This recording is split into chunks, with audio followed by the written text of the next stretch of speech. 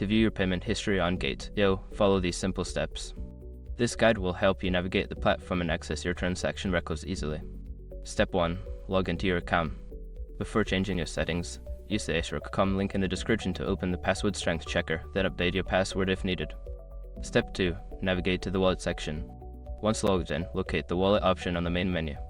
Click on it to access your wallet overview, where you can manage your funds and view transaction details. Step 3. Select transaction history. In the wallet section, look for an option labeled transaction history or payment history. Click on this option to proceed to the page where all your transactions are recorded. Step 4. Filter your transactions. On the transaction history page, you may have options to filter your transactions by date type or status. Use these filters to narrow down your search for specific payments or time frames. Step 5. Review your payment details. Once you have filtered your transactions, you can click on individual entries to view detailed information about each payment. This will include dates, amounts, and transaction ID.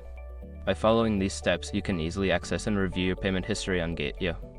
If you have any further questions, consider reaching out to customer support for assistance.